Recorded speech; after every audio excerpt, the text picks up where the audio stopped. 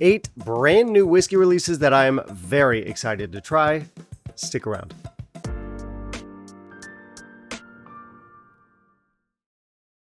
What's up, guys? Jeff coming to you from Tonic. This is my new bar. We just opened a few weeks back, so this will be the new set moving forward. This will be set change 5,642 for the channel. Let's hope this one sticks. But yeah, I definitely have to play around with like camera angles and lighting. This is a very sort of like rudimentary setup for the moment, but let me know what you think. If you like it, great. If you don't like it, I'm probably still going to shoot here. My channel has a good number of followers, and I have a new bar. It's called Symbiotic Marketing. Cross-pollination. It's a strategic alliance with myself. Business made. Anyway, I do these videos every so often. They basically function as like Whiskey News, where I talk about new and exciting things. We've got 8 bottles today. As always, this is a Whisky video. You can't see the table because of the terrible camera angle, but I do have a mystery pour in the glass. And your hint for what this is that this is a cask strength peated Islay whiskey with a very young age statement that came out last year. So it's within the theme of like new releases. Good luck guessing, and let's not waste any more time. Let's jump into our list. In the meantime, if you'll kindly leave a like down below, that'd be greatly appreciated. All right, at the back of this list, we have Bruichladdich Classic Laddie 10-year-old. So this one is made using 100% Scottish barley. What's the price here? The price is £46 on the website. It's a 50% ABV, fully natural. Yeah, this one's interesting. This is replacing the no age stated version, which I did enjoy. A very divisive whiskey. Some people don't like it, but I do. And having that 10-year-old age statement is very interesting to me.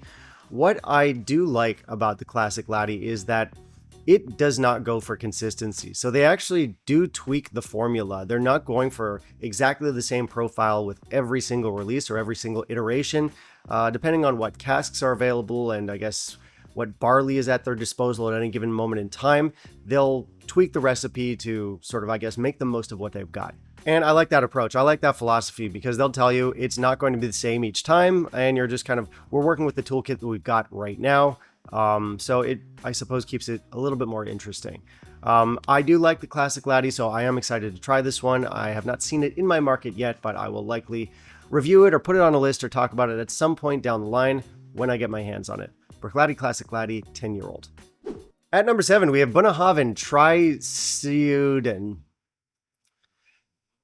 See you in the comments. Now, you know what? Let's get this right. So, Bunnahabhain Tri-Siúd. Oh, off Bunnahabhain. So Bunnahabhain 3 sedans. This one is a no age stated travel retail release. It sells for how much? £65 on the website, 50% ABV, fully natural, of course, unpeated and matured in Amontillado, Fino, and PX casks. And that's actually a pretty interesting combination of casks and an expensive set of casks, actually. Amontillado will bring like a fruity nuttiness. Fino, also kind of nutty. It's also kind of like salty and dry. And of course, PX is known for being kind of like syrupy and fruity and sweet. So it's not really intuitive that you would throw these 3 casks together. But those mad scientists at Bunnahabhain made it happen. And I guess those 3 different casks are analogies for the 3 different sedans that they drove together. These sedans are different cars, they're different makes, they're different models, they barely even belong on the road together. But we have, that's what they did. All right, that was a very dumb analogy, and I may not have researched the meaning of the name, but to be fair, I'm 97% sure that the entire Bunnahabhain marketing team is a bunch of trolls. They throw a bunch of letters at the wall, they stick together, and that's how they named their next release. I can't prove it, but they are. Anyway, this one could be interesting. I don't know. They do have a spotty record when it comes to a lot of their no age stated releases, but I am definitely willing to give it a try. So there we go. Bunnahabhain 3 sedans.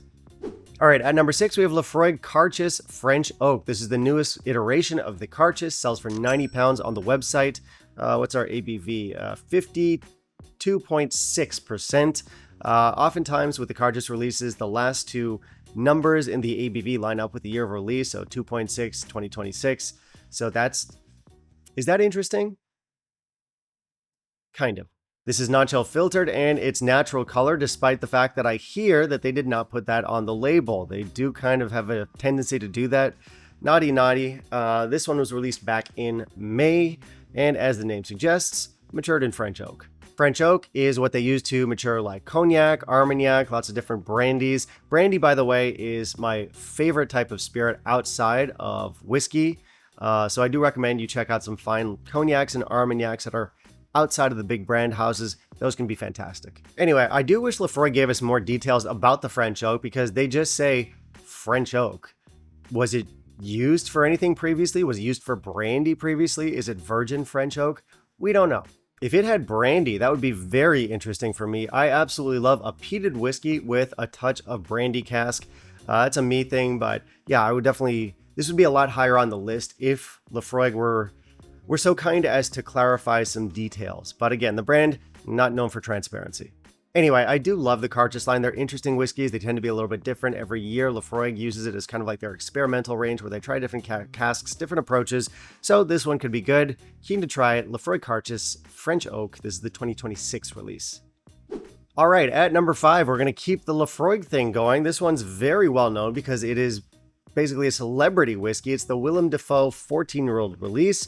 And what do I know about this stuff? Not much. That's why I'm looking at my phone. 3.7% ABV, finished in Oloroso sherry casks, sells for about 140. It sells for 140 pounds. So not cheap at all for a 14-year-old. But yeah, despite being a celebrity whiskey, apparently this one is pretty good. It has been out for a little while, and the reception to it has been pretty warm. And apparently this isn't just like Willem Dafoe slapped his name on it. Apparently he helped with like selecting the, I don't know, casks or profile. He was involved in the selection process. 20,000 bottles of this stuff were made. I don't know if that'll ever make it over to my market, but I hope it does. And if it does, of course, I will talk about it. Keen to try. Laphroaig 14, Willem, I think it's just called Willem. At number 4, we have Bruichladdich Greener Still, which is a 15-year-old release. It's been matured in, I think it's first fill. Yeah, first fill bourbon casks, 51.6% ABV. The idea here is that this is less emphasizing the casks and more about the barley and, you know, sustainable agriculture, green planet, all that good stuff. So in this whiskey, we have organic barley grown on the Scottish mainland without artificial inputs. We have biodynamic barley grown at Yatesbury House Farm in England, and we have bear barley, an ancient genetically diverse land race cultivated in Orkney. This one comes in at 120 pounds, so not cheap for a 15-year-old, but so far the reception has been pretty good, and I like that A, they're being kind of like eco-friendly, eco-conscious, and B, I like that they're highlighting barley, which is often sort of like an underappreciated element in whiskey. So this one definitely on the radar, would love to try it. Hope it makes it over. Bruichladdich Greener Still. All right, so we made it to the top 3, and for this one, I'm getting a little bit posh. I've got a 20-year-old whiskey. This one is a Kilchoman 20-year-old whiskey. It's from a new collection called the Family Collection, and in that collection, what do we have? We have an 11-year-old, a 14-year-old, an 18-year-old, and a 20-year-old. But since I'm such a posh little princess, I chose to go with the 20.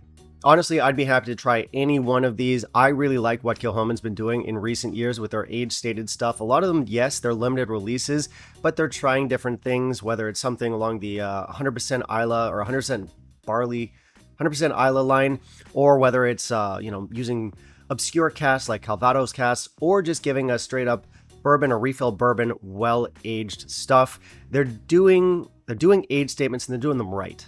Anyway, our 20-year-old, 49.9% ABV, 50 ppm. It is pricey at over 250 pounds, but on the opposite side of that, it is their first 20-year-old release. The brand only got started in, 2005? So giving us a 20-year-old age statement, I mean, it's a bit of a landmark for them. Keen to try it, and again, pretty much anything from this line is of great interest to me. Coming in at number 2, we have a Bunnahabhain. It is the Bunnahabhain this. What's the pronunciation? So it is, well, it's definitely not pronounced this way, but I'll try. N Cuain Gariv. You bastards. So this one is a 15-year-old unpeated expression, 51.6% ABV, white port finish. Sells for what? 150 pounds. It's a shame this isn't peated because I think white port with a peated whiskey is a match made in heaven, but I like white port in general, and this definitely looks interesting. Now, I've never been a huge fan of port or the use of port in whiskey, especially when it comes to like tawny and ruby port. I did go to Portugal earlier this year. I tried a bunch of port. I'm still not really a port guy, but I pretty much exclusively like white port. Racist. But I do think that with a peated whiskey is a match made in heaven. Unpeated, still interesting. It's got like this kind of white winey quality that I think lends itself well to a whiskey. This is release number 1. It's part of a series. There's 3 that they put out this year. There's number 2 with a Fino Sherry Maturation. That one is a distillery exclusive.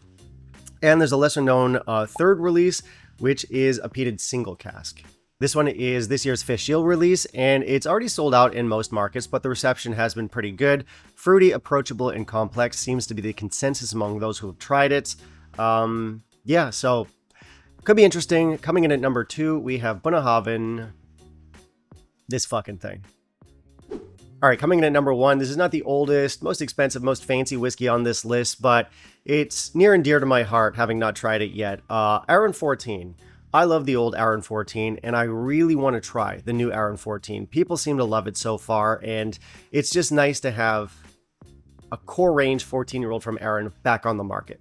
So what do we need to know about this stuff? Obviously, 14-year-old age statement, matured in bourbon and Palo Cortado sherry casks, 46% ABV, fully natural as all Arrans are.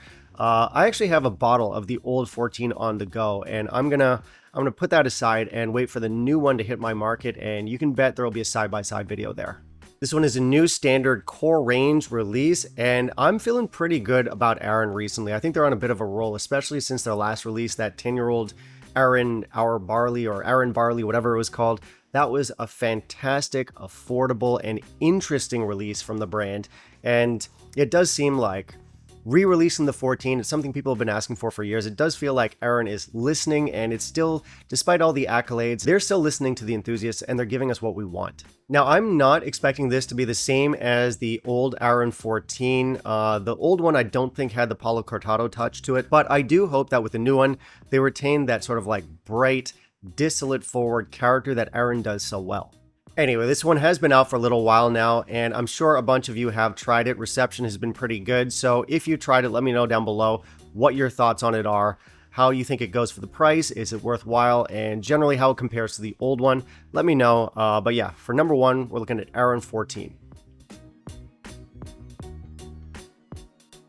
All right, that'll bring us to the end of today's list, guys. Thank you very much for watching, and as always, I want to hear from you. So which one of these have you already tried? A lot of these have been out for several months already, so have you tried any of these? What are your thoughts? And of course, otherwise, let me know which ones you're most excited about. Finally, if you stuck around to find out what the mystery pour here is, I mentioned that this is an Islay, very young cask strength release, and it is something that I think I have talked about previously on the channel. But it is very good. It's from a new brand. What I'm drinking is Ardnahoe 5-year-old cask strength. Sorry you guys can't see the table. I didn't bring in my tripod today. We will definitely be fixing up all the angles and the lighting. That doesn't matter. Ardnahoe 5-year-old cask strength. This is good whiskey.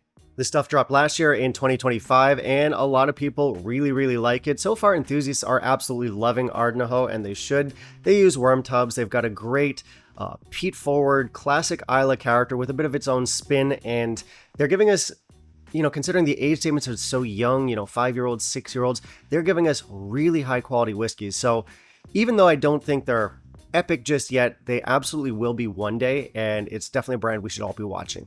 And that brings us to the end of the video. Thanks again for watching. If you want to help support the channel, I have Patreon and PayPal that I will link down below. My patrons are over here. They're all very good looking, and we will catch you in the next video. Take care.